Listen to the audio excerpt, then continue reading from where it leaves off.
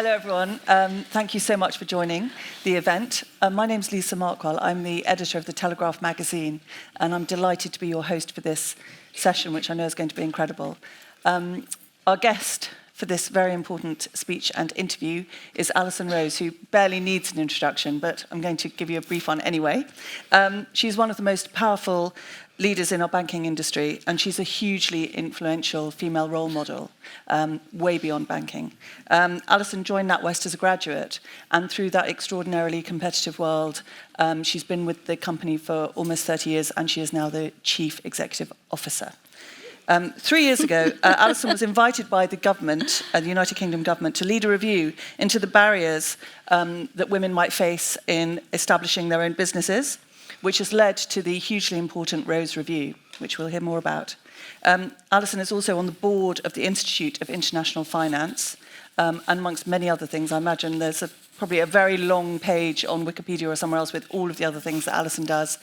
She's also a member of the International Business Council for the World Economic Forum. So Alison is now going to give the keynote address. There will be some time for questions afterwards. I'm going to selfishly have a few for myself, and then we'll open the floor to you. So if you haven't already, please submit your questions via Slido, which is new to me, but it is our question app, which I hope you're all familiar with by now, halfway through the day. So please put your questions forward.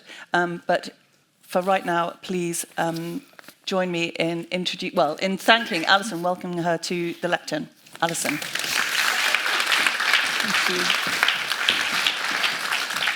Thank you so much. Good afternoon, everyone. It's such a delight to be here. And I was commenting, I was catching up with some of our winners over lunch. It's so nice to be talking about business and momentum and positivity and opportunity, particularly as we're managing through different circumstances. So really excited to be here.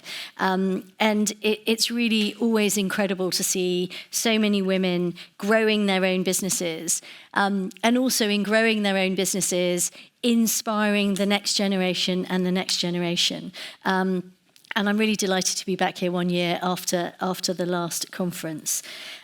This year feels particularly special, I think, particularly to us at NatWest, because today marks the launch of our inaugural 100 Female Entrepreneurs to Watch initiative, which is in partnership with the Telegraph. And I'll talk more about the amazing 100 shortly. But I think I'm just going to take a few moments to reflect on some of the opportunities and challenges facing female entrepreneurs today. So if I think back to 2019, when we published the Treasury-backed Rose Review of Female Entrepreneurship, what it showed was that there were significant barriers standing in the way of women founding and scaling their businesses at the same rate as men. Now, this is a real business imperative and a business opportunity, because if what the report showed and the research showed, and we looked globally as well as all of the data, and it was a very data-led piece of research, was that if we could address some of those challenges and get to parity of the number of women and men starting businesses, so no lack of women wanting to start businesses, but barriers stopping them, you could unlock £250 billion for the UK economy. Now, at a time when we were doing that piece of research, we were talking about the post-Brexit world, we were talking about the productivity challenge, and right, at our fingertips is this enormous opportunity of incredible female entrepreneurs wanting to start and scale their businesses, and things getting in the way of doing that. And that, for me, is just a lost opportunity.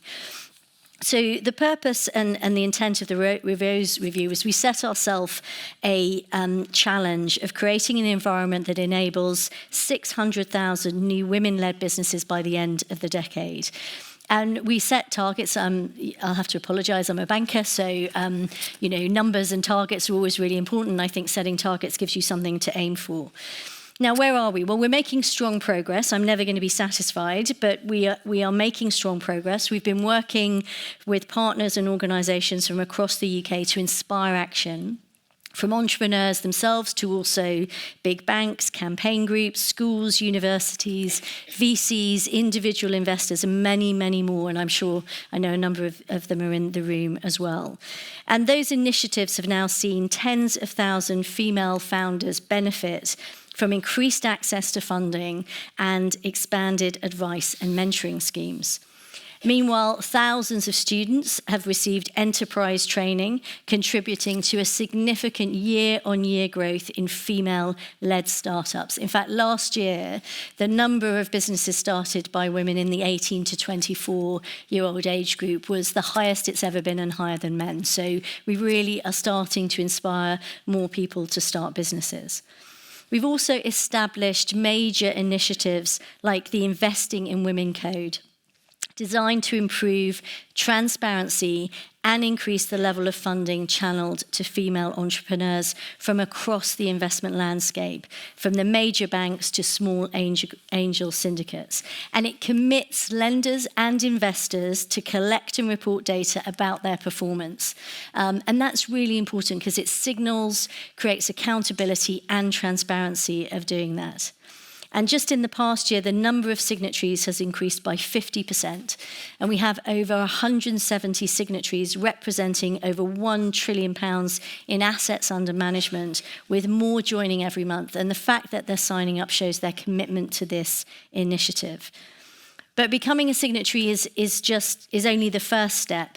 And we're working with this group to address the more institutional barriers to really unlock that investment and deliver real change.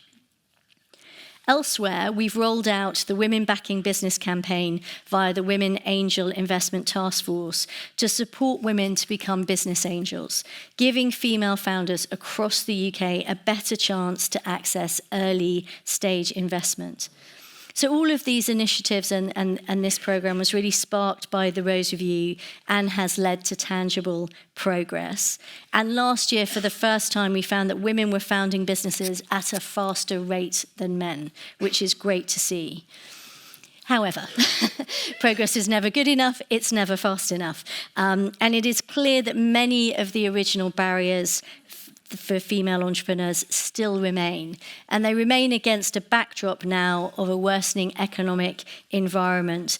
So for me, supporting founders, and particularly supporting female founders, becomes an ever more critical imperative. We must be really frank about the challenges facing entrepreneurs in the current landscape. Recent YouGov research we commissioned showed that a third of female founders expect their businesses to become smaller over the next 12 months, with inflation being the biggest area of concern. And we know that women still seek and receive less investment and lending than male counterparts, and funding is likely to be more challenging in light of national and global economic uncertainty. So as a result of that, we need to bring fresh thinking, swift action, and redoubled efforts to make sure that we can continue to support female-led businesses, female founders, to access funding, scale their business, and get the right support to do that. And in order to better understand the present challenges and the concerns for the future for female-led founders, myself and the other Rose Review board members have been holding conversations with individual female business leaders from a range of industries across the UK to really get a sense of what is getting in the way. What we're hearing is that we need to improve diversity standards within funding institutions, broaden access to information, resources and networks, continue to improve transparency and reporting around funding, and expand the support for women outside of London and the major urban hubs. And these priorities will shape the next phase of the Rose Review's work as we face a period of adversity and challenge for many entrepreneurs. So I guess the commitment I'm saying is, the Rose Review wasn't a one-off. We have a hugely dedicated group of people who are continuing to drive change. Now, that sounds a slightly negative picture. And one of the things I would say, which those of you who are entrepreneurs in the room know, that there is always opportunity, and out of challenges does come great opportunity. In 2021, over 140,000 female-founded firms were created. That figure has grown by over a third in a year. So despite the unprecedented shock to our economy caused by COVID and our lives, that is an amazing figure in terms of continuing entrepreneurship and continuing new businesses starting up. Despite the challenges, over half of female business leaders and entrepreneurs remain confident in their own business prospects over the next 12 months. With a rising number of women founding businesses and levels of optimism still robust among female founders. So therefore, to me, with that momentum, with those new businesses, with that optimism, we need to double down and work even harder to make sure that the barriers get removed. And those of us who can support should support. I describe it to my fellow sort of counterparts in banks and institutions and funding firms and government, that this is a non-competitive sport. I willingly and openly share the things that we're doing at NatWest that we find are successful with other banks to say, you should try this, which means you can unlock your network. I challenge investment firms to do the same, as I know my other Rose Review board members do. But that's why we have also launched the inaugural 100 Female Entrepreneurs to Watch list in partnership with the Telegraph. The mission of this is to highlight some of the most exciting up-and-coming female founders in the UK right now and help them with mentorship workshops and networking opportunities. And together with the Telegraph, we invited applications from women from all corners of the UK and across industries. And the response was overwhelming. We received over 700 entries. Competition was incredibly fierce. And I think that was great because it demonstrated the talent and depth within our entrepreneurship system and ecosystem. And we were really bowled over the judging panel by the brilliant, diverse and inspiring founders who entered. And I know for all of us, judging felt like an impossible task. And last week, we were excited to release the inaugural Top 100. Now, our judge's choice, Erin Kaur, and her hair care business by Erin, really stood out. This was due to her success in manufacturing and how she has been using tech to grow sales and attract new businesses and new customers. And Erin started from scratch on her own, and a powerful personal story as well, with big ambitions to sell her products abroad. And having chatted to her over lunch, I have no doubt that she will achieve everything that she has set out to achieve. You'll all get the opportunity to hear from Erin later today in the panel, as well as interviewing other women who feature in the Top 100. And I hope you'll grab a copy of the supplement to get some detail as well.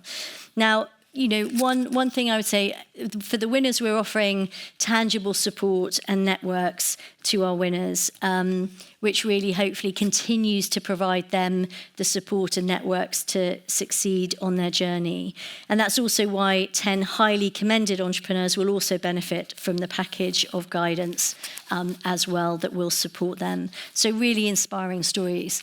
One thing that I think sometimes is underestimated in profiling these 100 entrepreneurs to watch and the 700 who applied is the ripple effect that has. Visibility and role modeling. You know, all of you who do this are role models, and you probably underestimate the impact that you have.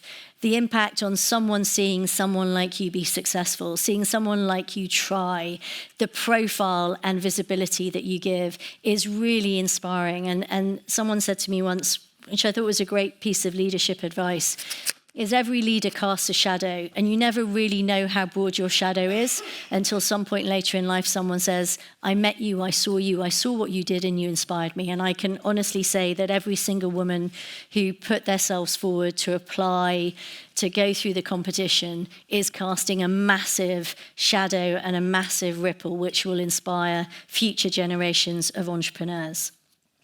So I'd like to thank the Telegraph for partnering with NatWest to make the 100 a fantastic celebration of female entrepreneurships, and our judges who had the task, but a huge thank you to all the women who joined the programme. And thank you to everyone who is embarking on that journey to be an entrepreneur. The reason people like me try and help and use our influence to try and unlock barriers is we're genuinely inspired by what you do.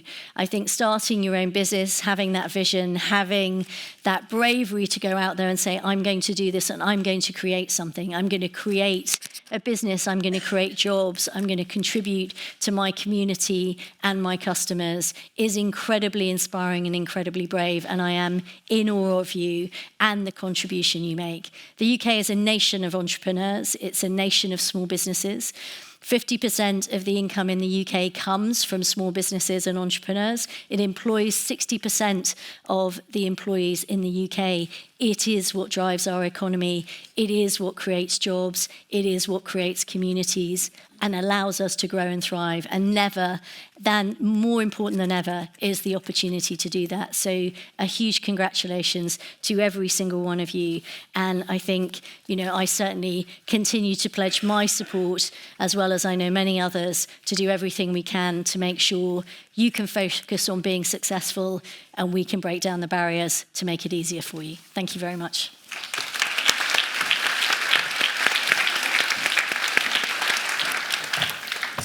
Thank you, Alison. That was completely fascinating. And I think you said that you were sort of in banking. It's all about numbers and data and targets and things. There was a bit of that, but there was also a lot of things that were all around it, which is, of course, part of being a woman leader. I think is sort of seeing things in a holistic way. And I picked up on two things, which was sort of healthy competition rather than unhealthy competition, because the competition of applying for the entrepreneurship was healthy, yes, as opposed to sort of pitting people against each other in a rather negative way. And it felt very collegiate as well, which is something, absolutely, a word you mentioned, and I think that's a really positive message. I wanted to sort of get into some of the nitty-gritty, yep, like all journalists. I'm really interested in, you mentioned that there was a really diverse range of people across those 700 entrants. We are in these unprecedented times, as you've mentioned. Were there particular sectors that you think women who are thinking of starting businesses should really kind of delve into? Where is the growth? Where are there opportunities which perhaps, either around the edges or that, there's money there for them? Yeah, I mean, I think tech is an area where there is a huge opportunity and a key one. And I think it's interesting, pretty much every business now, I think, describes themselves as a tech business. And that ability to access, e-commerce or use tech to enable your business, which is why I think it's really interesting in our entrepreneurial hubs, which we have up and down the country. We have mixed entrepreneurs and the collaboration that happens, but tech is a really big area and a really big enabler. And most businesses that I look at are investing in tech, whether it is a way to access customers or products or data or insight. But I think clearly tech is there, and we had, in our winners, we had some great examples of businesses that were really leveraging technology. There was one using NFTs, which is really fantastic in terms of in the music industry, and there was another which was an interactive tech design for furniture and interior design. So I think often people think of tech companies as, it's about the technology. Most companies now have to be technology. The other area I think is in climate and sustainability. I'm seeing a massive growth in, obviously, as we're tackling the climate challenge and the transition to a net zero economy, new technologies, new businesses need to come online to do that. And again, I'm seeing huge demand in that and huge startup and lots of funding that's looking to invest in those businesses. So it's an area that can access funding and address a critical imperative that we're all facing. And that's across everything, isn't it? From fashion to, Absolutely, banking to every single thing that we think about. Absolutely, so, everything. Okay, that is duly noted, and particularly newspapers. We're all digital at the Telegraph, I'm happy to say, so we're trying to get there. So the women here today, I really want to sort of, squeeze every drop of advice from you, not least me. So the next 12 months is going to be a huge challenge, for every single one of us. Are there a few key I mean, this is the $20 million question, right? Are there sort of key pieces of advice in a period of economic turbulence, if you are running your own business? What are the sort of, the kind of points 1, 2, and 3 on the to-do list to get us through the next 12 months? Yeah, I mean, look, I think it is a period of uncertainty, and actually, if you look at what's happened over the last 3 to 4 years, the sort of level of disruption that is happening is increasing constantly. But I think in terms of that economic uncertainty, right now for most business leaders, established businesses and most households, they've never had to run their business or their household budget in a rising inflationary or rising interest environment. And so there are different means with which you can do that. And so the first piece of advice I would do is go get help and support. There's lots of help and support and advice out there around, how you manage, higher inflation, how you can, manage your working capital of a business, what you might need to think about in terms of hedging strategies or different elements, which all sound, terribly complicated, but they're quite simple. But the first thing I would say is there is a lot of support out there. So go and get lots of advice, practical steps for dealing with the environment.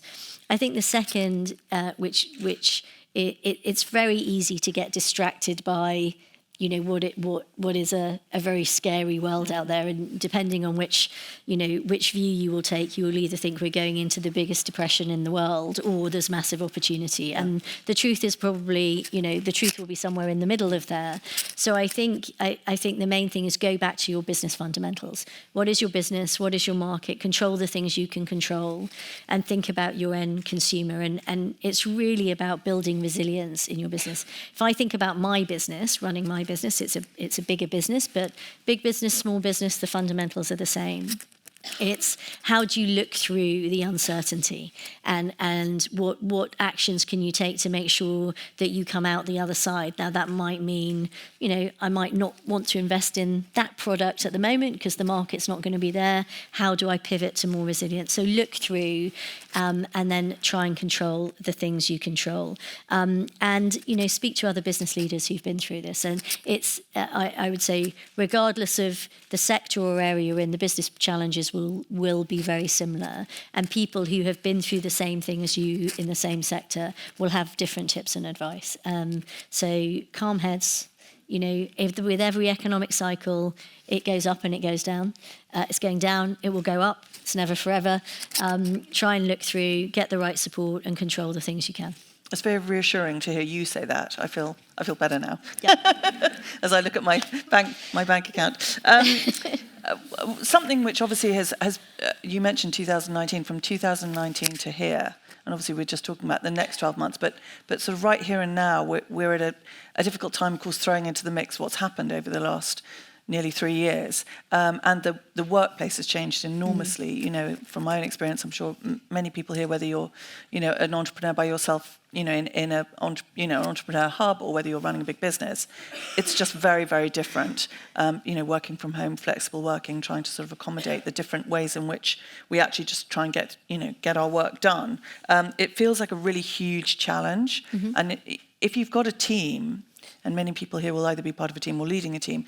What is your best advice for trying to bring people back together? It feels like that, just on a kind of really grassroots level, is a big challenge. And I don't want to sort of sound reductive about it, but it feels like that is quite often a sort of a thing that a woman would notice and perhaps work on more. Could you speak to that? Yeah, absolutely. Well, look, I think, obviously the global pandemic was, terrible, and we went through an awful time. But from that, it also broke a few myths about how we can work, which I think is positive. The sort of preconception of there's only one way you can do things. In my industry, sitting at a desk for 12 hours a day, with the jacket on the back of the chair. I was going to say jacket on the back of the chair. Presenteeism. Yeah. I think we've busted that myth, and I think that's brilliant because it's utter nonsense. So I think the positive is it's created new ways new ways of working, new flexibility, and I think a much more honest conversation around, health, mental health, family, the trade-offs that you have to make and the different challenges, which have always been there, but maybe, you're not supposed to talk about them. So I think that's created a better environment. But I think that's a positive. The complexity is how do you bring that all together and work in a way? And of course, fundamentally business is about relationships, and how do you do that? And I think it's about creating honest conversations, flexible working, and it's all about outcomes. I don't really mind how my team work, but as long as they're delivering the outcomes that they should, and we're a customer-facing business, and we have people who can now work 100% from home. Brilliant. I have other jobs that 100% have to be in the office, mainly men on trading desks, but that's a different point. And it's the flexibility in the middle, but it's about culture. With any business, with any environment, it's about culture. So how do you create enough of those interactions to create the culture and the reason why you're all together and you're all there? And I think it takes a different way of working. It's busted some myths, but I think what you can demonstrate is you can still be super successful with more flexibility and more balance. But at every level, it always just requires honest, open conversations, clear on expectations, and flexibility, and focus on the outcomes that you're trying to achieve, and hold tight to the culture. But I think it's created a healthier conversation around the world of work and how we live our lives, which is so integral. Yeah, it's very, even in the news today, the news about menopause, supporting workplaces and things, you feel like that's probably a conversation we might not have had, might not have felt so comfortable about a few years ago. So it's very much in the air. Now, I've obviously got loads of questions because I'm a journalist, but there's some really good questions coming in from the audience. So I'm going to quickly, because the time is speeding by. I thought this was very interesting. The person is anonymous. How do we take down barriers that the social enterprises face with getting funding? Because social enterprises is a particular challenge, right?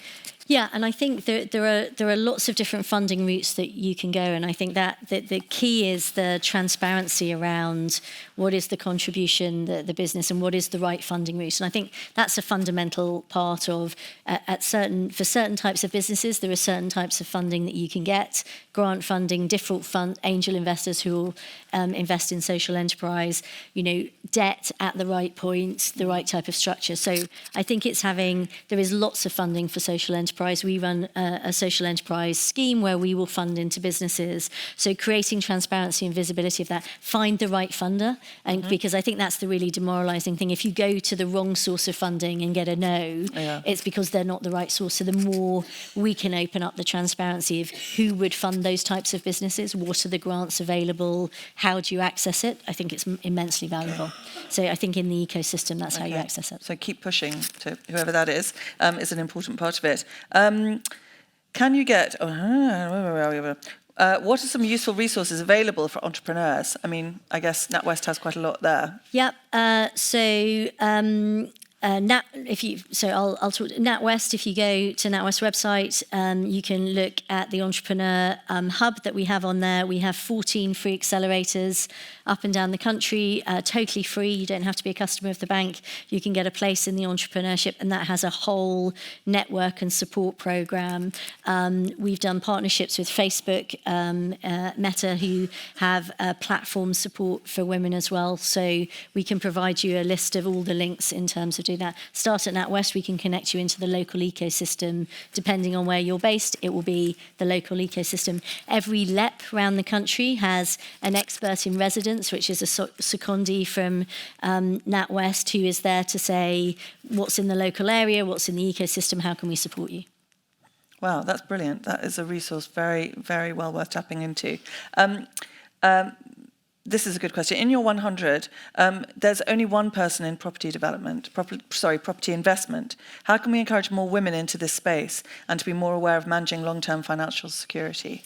Property is Yeah, That's pretty wobbly. And gosh, that's a question after my own heart. I sit on one of my non-exec director roles is I sit on the board of a property company, and trying to encourage more women to come into that space is really important. I think, property again, investment cycle, it will go down and it will go up. So always look through. It's a really interesting space. Look for the best place to go is look for the companies, transparency, visibility. Look at their board, look at their executive team, look at their diversity stats, apply. Do you think those sorts of investment companies are aware that they need more women within them? Yes. So they might be open to it because if you just absolutely pushed at that door. Oh yeah, absolutely. I can absolutely tell you that they know they need more women, and they have targets. As a board member of one of them, they know that they need more women. Excellent. And they have targets. And of course, the institutions are encouraging more and more women to come into the investment space. Very good. Oh gosh, this is. We've only really got time for a couple more questions, so I'm just going to ask you this is a very esoteric question. Do you feel lonely at the top? That's not the impression I'm getting. Question. No, everyone says when you become CEO, you become lonely because the buck stops with you. I mean, I love my job, and I'm really lucky. I'm surrounded by a brilliant team. I'm a member of a team, and I'm a member of a huge team. So no, I never feel lonely. And I have great mentors and role models, and networks that I use. I have a family that nag me as well. So I'm very privileged. I do a job I absolutely love. It's an absolute privilege to do what I do, and the opportunity to make a difference. But I have a great team, and we work really hard together. And I'm not a great believer in the cult of the CEO. And that it's like we're all one team. You win and lose as a team. So I'm part of a team. We've just started something quite interesting at the Telegraph, which is a reverse mentoring scheme. Yeah. So someone who's just joined my team as a graduate is now mentoring like our chief managing editor, and I was like, this is cool. Yeah, and so I think there's a lot of space for that. I absolutely love that. I'm a huge fan of that. We do reverse mentoring with my executive team as part of our Black, Asian, minority ethnic group. So we're mentored from an ethnicity perspective, and then we have a junior management team, which is the equivalent of my executive team at a junior level in every area. And I can tell you, they get the same board paper as my executive team. We send them our communications, they send them back going rubbish. Write it like this. You're in court. And so that reverse mentoring is brilliant because it closes the gap between everything that we're doing. Excellent. Right, just one very last. Quick last one. So the overriding image of female leadership feels like it's sort of powerful women spinning plates. It's a cliche for a reason, because I think it is something that probably, I hope everyone's nodding along ruefully, it feels like that's a real thing. So when we're here this time next year, I hope, what would you like to say has really changed for female entrepreneurs in this country? I'd like to see the numbers to continue to double. I'd like to see more young women starting businesses. I'd really like to see entrepreneurship on the curriculum, which is something I've been banging on about. But I would like to see more funding going to female entrepreneurship. We've moved from only 1% of VC funding going to female-led businesses to now closer to 4%. Fantastic, but it needs to be 50%. So I really want to see a step change and accessibility of investment funding to really continue to support not just female businesses starting, but scaling and growing.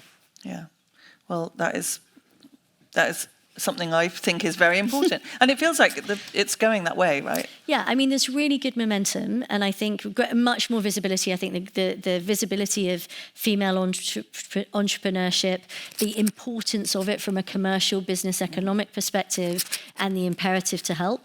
I think we will need to continue to agitate to make sure that we practically remove the barriers. But it is a really positive conversation. There is momentum, like anything.